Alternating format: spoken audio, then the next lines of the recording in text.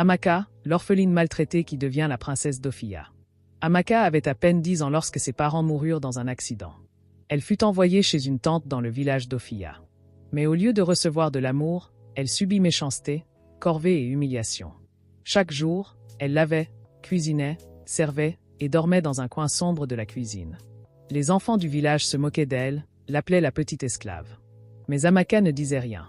Elle pleurait en silence, le cœur plein de rêves qu'elle n'osait plus exprimer. Un jour, alors qu'elle puisait de l'eau près du palais royal, elle aperçut un vieil homme tombé. Sans réfléchir, elle accourut, l'aida et le soigna avec une gentillesse rare.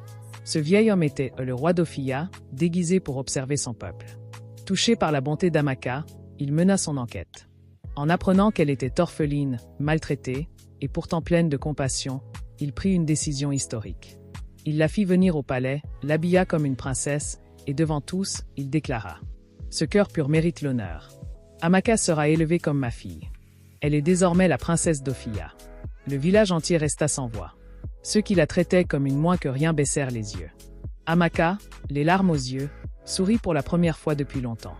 Elle venait de prouver que même dans la souffrance, la lumière peut briller et changer une vie.